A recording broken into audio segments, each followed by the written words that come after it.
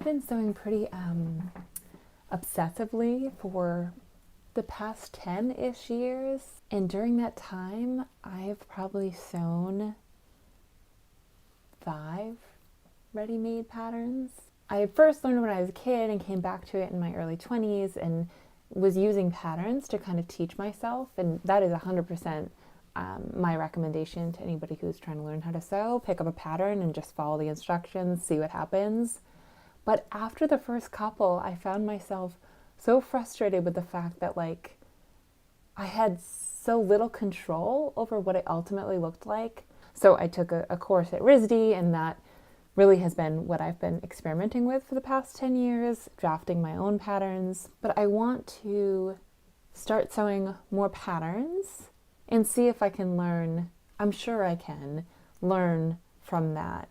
I'm using this Butternick 5947 pattern to make the jacket shown here. I'm going to be using this fabric, which is like upholstery weight. It's darker green on one side, but I think I'm going to use the lighter side for my right side. The number one reason I think I was turned off from patterns is the patterns. They are so annoying. This wispy paper that is folded in some sort of magical way that is perhaps impossible to refold. I have to open up this big thing just to get this one pocket piece. And a lot of indie patterns are printed on 8.5 by 11 paper and taped together, but that's annoying too. I think that if I was gonna do a lot of patterns, I would invest in one of those projectors. People have them attached to their ceiling, and then it displays down on their cutting table, so they can just put the fabric right there directly and then cut along the lines. If you have that set up, that is pretty clutch. But to get that set up is a lot. So we have our pattern piece, and what the fuck am I supposed to do with this? This is so confusing to me. Front and back together at sides. That makes sense. Knit open below large building circles. Clip a 1/4 inch above those large circles. Stitch again a 1/4 inch away. What? Oh, okay. So that's like an example of something that I wouldn't have thought to do. You sew the 2 pieces of the collar together along the top part of it, but this has you, once you open it up and have wrong sides facing, doing a basting stitch along the bottom. And I could see that being really helpful in keeping things from shifting when you're trying to attach it to the jacket. That alone is maybe a nice learning that could be applied beyond just collars. But now that I'm looking at the right instructions, this is making a bit more sense. The pattern is designed so that the facing is part of the front piece and you just fold it over to create the facing. But I don't have enough fabric to do that, so I'm going to cut a separate front piece and a separate facing. The only adjustment to make this work is adding seam allowance. So I've folded the pattern along the center front line, and I'm cutting out the front piece but adding 5/8 of an inch of seam allowance along that center front, because that's the seam allowance that's used for the rest of the pattern. I'll then repeat the same thing for a separate facing piece. So first of all, the front is bigger than the back, which I think is okay. I think sometimes we want to ease some extra material in the front.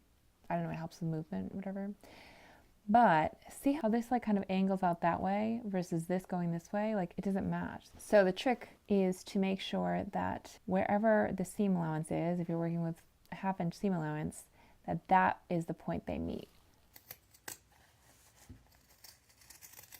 Okay, I'm going to start sewing my facing to my front piece. I've got a right side facing a wrong side because I want the wrong side of the facing to be turned out so that it looks the same as the rest of the inside. I'm by no means recommending that you wait to attach your interfacing until you've already sewn up your garment, but if you are just so excited to get that facing on that you neglect to interface it first, have no fear. you can still get the interfacing on. I had kind of made up my interfacing piece, so I didn't have a pattern piece that was exactly my interfacing, but I had the neckline, so I started with that and cut bigger than I knew I needed.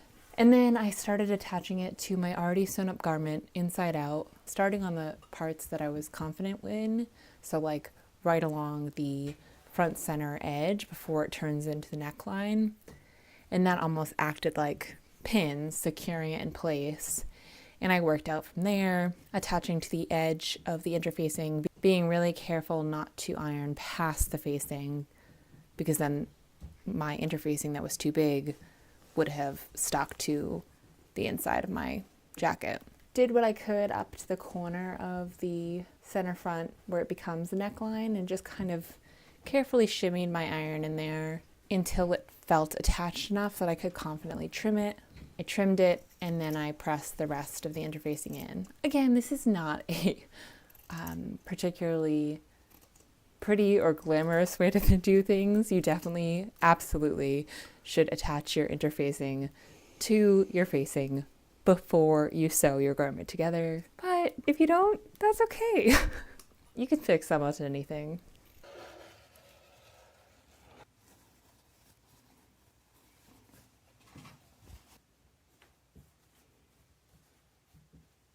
The pockets on this pattern are like just proper squares, which is, I don't know, not what I want to do for two reasons. One, I'm not sure I love the look as much as if it's a little bit angled.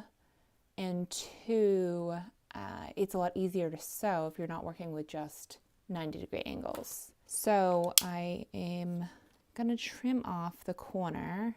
I have my pocket piece folded in half so it will be symmetrical. And then we can just put that on my other piece.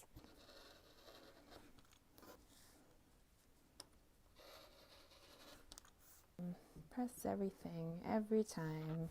And then it tells me to fold over the top 1/4 of an inch.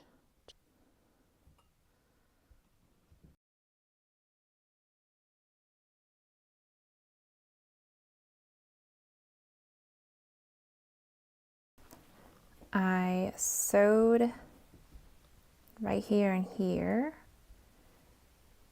and I trimmed these little rectangles like the pattern instructs, and then I'm going to turn that out and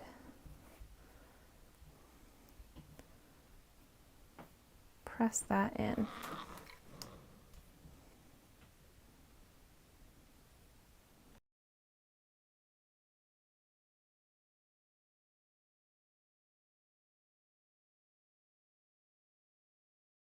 Oh, honestly, my corners are not even big enough. Okay, I'm gonna unpress this.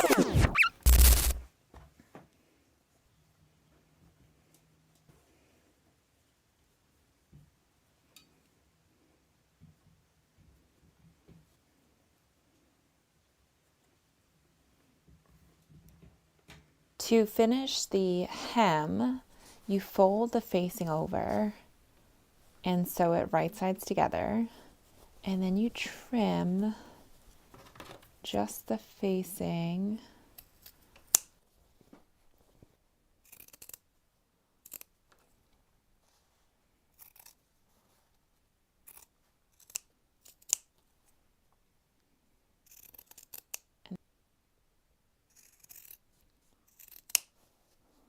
Use my favorite non-sewing sewing tool, a mechanical pencil.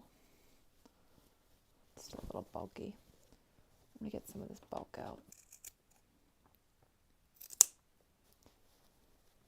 Yeah, so now the facing is the right place, and it kind of like pushes the hem up. So I'm folding down the hem 1 inch and then up another inch. I made it much shorter. This is like, I feel like all my patterns are like secondhand. So they're like 80s, 90s, and just really oversized. I'm realizing I need to just size down every time.